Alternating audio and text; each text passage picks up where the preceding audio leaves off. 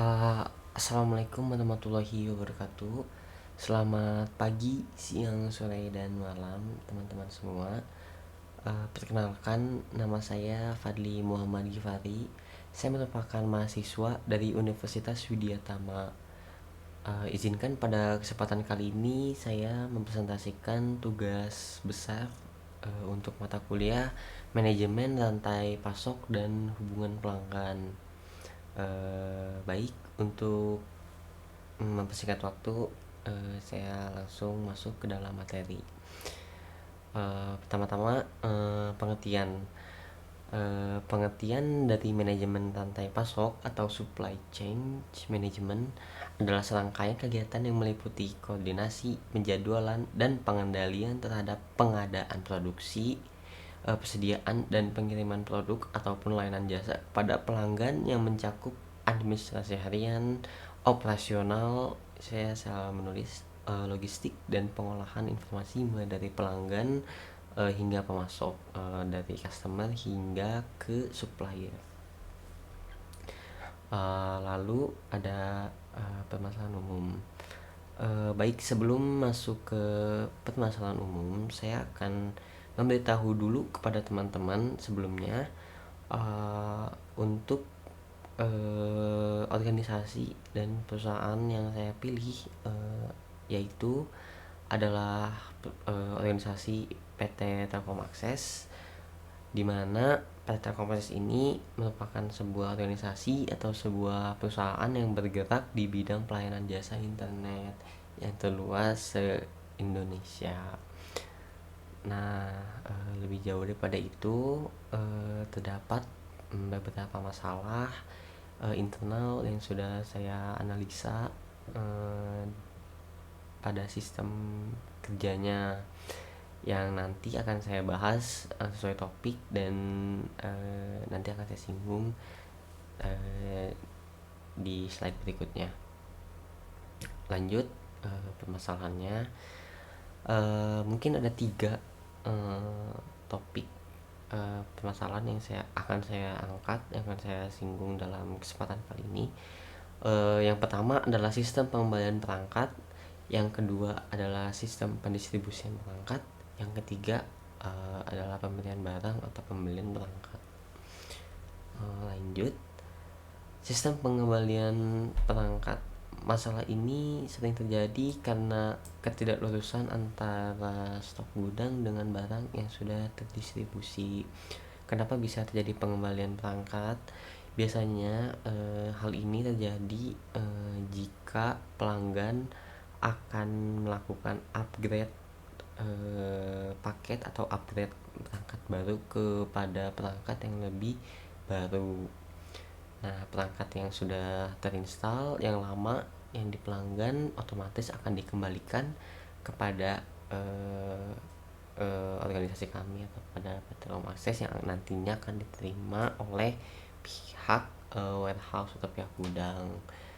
Nah, ketidaklurusan ini sering terjadi. Kenapa? Karena sistem yang sudah ada sekarang itu terkadang suka hilang-hilangan data yang sudah lama, yang dulu sudah terinstall. Mungkin karena sistemnya yang semakin kesini ada pembaharuan dan data-data yang lama belum backup sepenuhnya, belum tercatat kembali untuk sistem yang baru. Lalu ada sistem pendistribusian perangkat. Sistem pendistribusian perangkat ini adalah perangkat yang sudah terdistribusi atau sudah di install di customer, terkadang tidak terbaca oleh sistem. Nah, mengapa ini terjadi? Biasanya terjadi karena beberapa faktor. Salah satunya adalah saat teknisi menginputkan data perangkat kepada sistem, namun terjadi typo atau terjadi salah penulisan angka atau kata dalam penginputan data perangkat tersebut. Lalu ada pembelian perangkat atau pembelian barang. Waktu pembelian yang kurang terjadwal sehingga minim persiapan untuk merapikan stok yang tersedia. Biasanya pembelian dan atau pembelian perangkat atau pembelian barang ini tidak terlalu terjadwal. Jadi terkadang suka tiba-tiba datang sehingga kurang adanya persiapan untuk memanage stok dan merapikan stok yang sudah ada di dalam gudang. Lalu lanjut ke teori rantai pasok. Nah, dalam kesempatan kali ini saya akan mengulas 3 teori rantai pasok yang sudah saya tulis di slide berikut. Yang pertama adalah teori rantai pasok menurut Pujawan, yang berbunyi supply chain atau rantai pasok adalah jaringan perusahaan-perusahaan yang secara bersama-sama bekerja untuk menciptakan dan menghantarkan suatu produk ke tangan pemakai akhir atau customer. Perusahaan-perusahaan tersebut biasanya termasuk pemasok, pabrik, distributor, toko, ataupun retail semuanya, serta perusahaan-perusahaan yang mendukung seperti perusahaan jasa logistik. Yang kedua ada teori menurut Indrajit dan Joko Pranoto yang berbunyi supply chain adalah suatu sistem pada organisasi yang menyalurkan barang produksi dan jasanya kepada para pelanggannya. Rantai ini merupakan jaringan dari berbagai organisasi yang saling berhubungan yang mempunyai tujuan yang sama. Yang terakhir ada teori menurut Trainer Junior dan Segelski.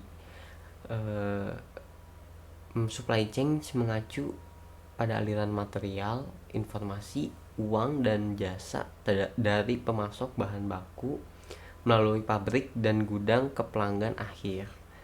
Sebuah supply chain juga mencakup organisasi dan proses yang menghasilkan dan mengirimkan produk, informasi, dan layanan untuk konsumen akhir. Bisa disimpulkan dari ketiga teori ini sama-sama mengacu pada pelanggan dan pada supplier yang bersangkutan, sehingga menjadi satu rantai jaringan dalam sebuah pemasukan barang atau bisnis dari rantai pasok tersebut. Lalu di sini ada model Archimedes yang sudah saya buat. Kurang lebih seperti ini modelnya. Yang pertama layer bisnisnya dari supplier, saya posisikan sebagai supplier. Yang satu ada pembelian bahan untuk material produksi barang. Di sini supplier membeli sebuah bahan mentah ya untuk menjadikan sebuah barang, menciptakan sebuah produksi barang. Lanjut pembuatan material atau produksi material modem atau ONT perangkat ya. Modem atau ONT ini nantinya akan didistribusikan kepada customer, kepada pelanggan atau kepada produser atau siapapun yang memesan langsung kepada supplier ini, pada vendor. Lalu ada proses quality check, QC, ada penyimpanan barang ke gudang besar. Lanjut ada payment, pembayaran, dan ada distribusi barang yang sudah dibayar. Lalu yang lanjut kepada layar aplikasi, ada aplikasi NMS atau konfigurasi modem sesuai vendor. Jadi dalam organisasi ini ada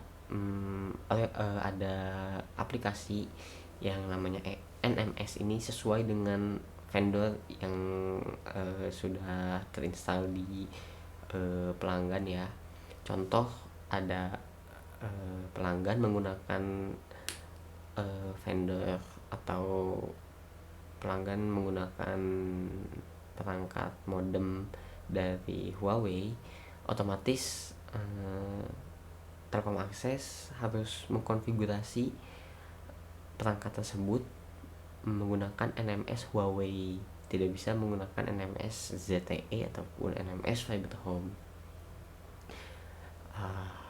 Lalu ada agensi, ada atau pihak bank atau pihak ketiga. Nah, aplikasi ini biasanya digunakan untuk melakukan pembayaran, baik untuk pembayaran bulanan IndiHome ataupun pembayaran untuk pembelian barang yang sudah dipesan. Contoh-contoh agensi atau aplikasi ini adalah banyak ya, ada Link Aja, ada Tokopedia, bisa melalui merchant seperti Alfamart, Indomaret, banyak. Cuman yang di sini ditekankan itu adalah aplikasinya yang terinstall pada mobile. Salah satunya tadi yang sudah saya sebutkan, Link Aja, M-Banking, semua M-Banking bisa, CA, BRI, BNI, Mandiri, semuanya bisa. Lalu lanjut ke layer ketiga, yaitu ada layer teknologi. Yang di sini yang termasuk layer teknologi adalah komputer untuk konfigurasi sebuah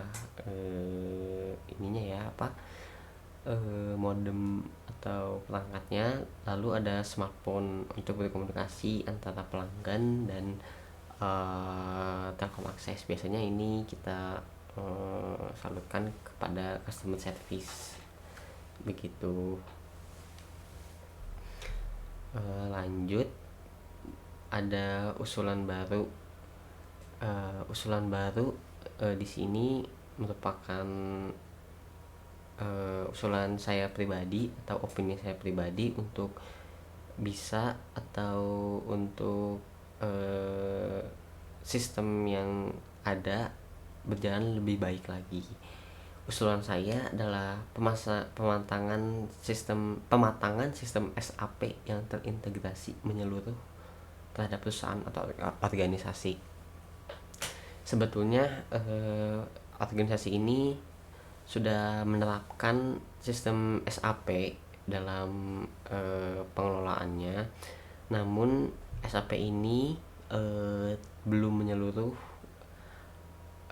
terintegrasi kepada setiap divisi-divisi yang ada, karena hal itu mungkin akan berdampak miskomunikasi antara divisi-divisi yang ada, karena yang diberi akses SAP itu tidak semua divisi, dan otomatis hal itu akan menimbulkan komunikasinya yang kurang antara sistem dan juga operasional atau divisi-divisi yang bersangkutan yang tidak memiliki akses SAP tersebut. Jadi usulan saya mungkin sudah bagus ya, sebelumnya tuh sudah ada SAP, sistemnya pun sudah ada, namun belum cukup matang karena itu tadi belum bisa diakses oleh semua divisi-divisi yang ada, belum menyeluruh lah intinya, seperti itu ya. Mungkin usulan saya itu saja, pematangan sistem SAP. Lalu yang kedua itu penjadwalan secara berkala untuk pembelian material atau untuk pembelian perangkat baru yang nantinya akan di stok atau disimpan di gudang Telkomakses, lalu didistribusikan lagi ke area-area dan lalu diinstalkan atau dipasang kepada pelanggan. Mungkin seperti itu yang usulan baru saya. Lanjut, terima kasih. Mungkin segitu saja presentasi yang saya sampaikan. Mohon maaf jika banyak kekurangan atas presentasi yang tadi saya sampaikan, karena saya pun masih belajar. Terima kasih. Wassalamualaikum warahmatullahi wabarakatuh.